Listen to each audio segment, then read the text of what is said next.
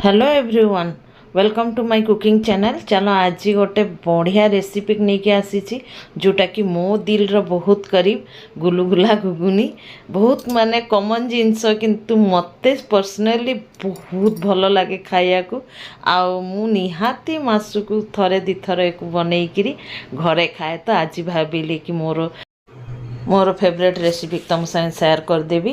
तो ये मु 5-6 घंटा आगु मटर भिजेकी रखी गोटे आलू को चुना चुना कर काटी देछि ताको आमे 2टा हुइसिल लगेकी प्रेशर कुकर नबा।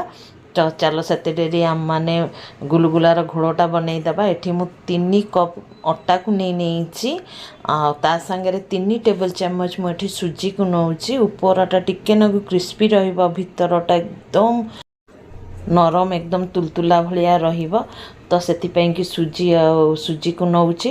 तो सुजी को नेला परे मु एठी गोटे चामच भरिकी पान मधुरी को नहीं नौची यानी कि सौंफ को ताको हाथ रे टिके घसीकी पकई देली ताहले तार बास्नाटा बहुत बढ़िया आसीबो। आ एतिरे मु नहीं नौची स्वाद अनुसार लुण को। तो अल्प ही लुण पकया कारण एतिरे गुड़ पड़िबो।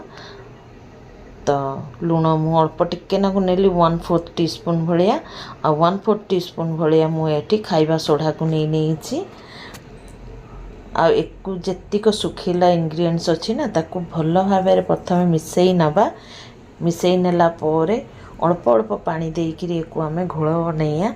ता आगुरु गुड़ को नहीं जीवा। एठी मु गुड़ को नहीं जाइछि, तेमे चाहो ते चीनी रे बनै पारो किंतु गुड़े रे जेतिक गुलगुलार स्वादटा आसे ना सही स्वादटा चीनी रे केबे भी आसेनी। तो तेणुकरी गुड़ जेते हब कि गुड़ ही तेमे प्रयोग रे आनिबो। तो मु एठी गुड़ को पूरा छुरी रे छोट छोट एकदम काटी नहींची आ ताकू आमे अल्प अल्प पानी देइकिरे को गुळेई नबा।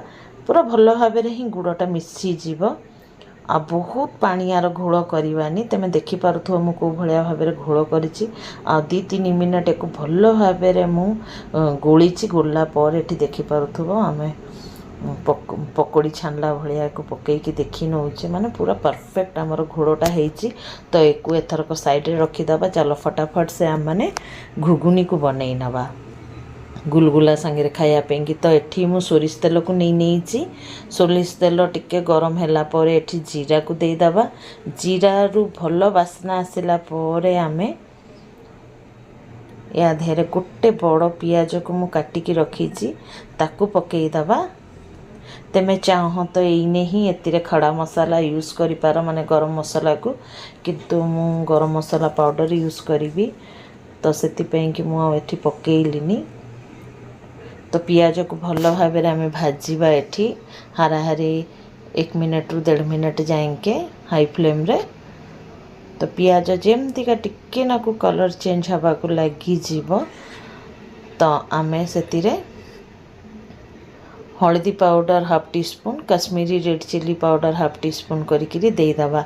जोतिरे कि तेल रे भाजिले तुम तो जानी थिबो कलरटा बहुत बढ़िया आसे। सेति पें कि एठी हल्दी आ कश्मीरी रेड चिली पाउडर को दे दूची। देला परे को किछि समय पे फेर थरे आमे गुळेई नबा हाराहारी कम से कम 1/2 मिनट भलिया गुळेई देले देखिबो कलरटा बहुत सुंदर आसी जीवो। एठी देखि पारुथबो गाइस कि केते सुंदर भाबे रे कलर आसी जाईची। तो एथरक आमे एतिरे अदा रसुण रो पेस्ट आ एठी मु चिकन मसाला 1 टीस्पून को दे देली। 1 टीस्पून तेमे चिकन मसाला जदि न थाए तो मीट मसाला बा जीरा धनिया गुंड को भी तेमे देइकिरी घुगुनी बनई पारो। एठी मु 1 टीस्पून टिके बेसी एठी अदा रसुण और कंचा लंकार पेस्ट को दे देली आ टिके ना ताटिया धोईकिरी पानी भी दे देली। ताहले मसालाटा हमर भल भाबे रे कसी हेई जीवो। मसाला भल भाबे रे कसी हेई गला परे आमे एठी जो प्रेशर कुक करके रखी थिले घुगुनी को माने मटर आलू को ताकू पकई दबा। आ तमे तो जानी थिबो गाइस कि माने ए घुगुनीटा बहुत पानिया पानिया हुए तेबे ही भल लागे खाया को। तेणु कि आ टिके भी मु प्रेशर कुकर धोई कि पानी को दे देली। आ कलरटा तो तमे देखि पारुथबो एते माने सुंदर हेइछि जे पूरा माउथ वाटरिंग जहा को कहंती। तो किसी समय फुटी जावा पर देखिए घुगुनीटा एमती भी ठंडा हेले टिके ना गरम माने मोटालिया हो जाए तो हाफ टी स्पून मुझे गरम मसला को देदेली एक बेसी फुटेयानी एथरक चलो फटाफट से आमे गुलगुला छाणी नवा ये घुगुनी आमर तैयार हो जाइए पानिया वाला घुगुनी जमते होटल रे मिले मैं लाइन होटल गुड़ारे गुलगुला घुगुनी मिले ना घुगुनी जो पानिया पानिया वाला घुगुनी से घुगुनी आज बनईकि तुमको देखौछि एठी मु गोटे लुहा कढ़ई बसई देइछि तेल पूरा बढ़िया भाव में गरम हो जाइछि तो गोटे गोटे करिकि एठी आमे गुलगुला को पकई दबा माने अटार अणटा को जेहेतु अटा अणटा बहुत माने स्टिकी हुए टिके हैंडल करिया कष्ट किंतु मु जेहेतु सब बेले ही बनाऊ था तो मत एगुड़ा किसी कष्ट लगुनि मत बढ़िया भाव में बनई पकाउछि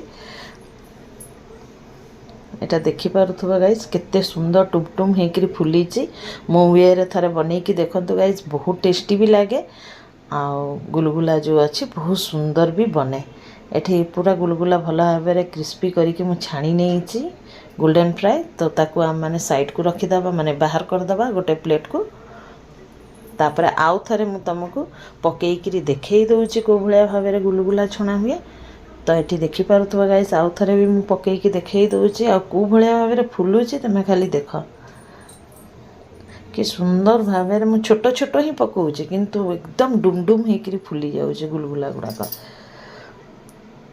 देखुन तो गाइस केते सुंदर आज खाई माने पेट तो माने पेट तो भरला किंतु मनटा भरलानी मत लगिला कि आउ थे भी बनया कथा आ वर्षा पागे गुलगुला घुगुनी गरम गरम एकदम आ कुहनी गाइस एते टेस्टी लगिला ना कहिहार नहीं एठी देखंतु आ गोटे बैच भी बनीगला पूरा आमर एकु भी आम गोटे प्लेट को काढ़ीदबा आ केते सुंदर भाव में फुली तुम निहाती देख एते सुंदर देखा जाउची ना तो चलो एथरक आम प्लेटिंग करदबा मो पुओ कहला मत यही भाव में प्लेटिंग करी दे अलग घुगुनी दे अलग गुलगुला दे मु बुड़े बुड़े खाइबी तो मुझे यही भाव में दौची किंतु मु कौ भाया भाव में खाइबी सेटा तुमको देखैबी ऊपर टिके ना पियाज आ सेव को देदेली एमती भी खाई पार बहुत भल लगे आ मु कौ भाया खाए देखिपे गाइस प्लेट रे पूरा गुलगुला नहीं भरिकी ता ऊपर पानिया पानिया घुगुनी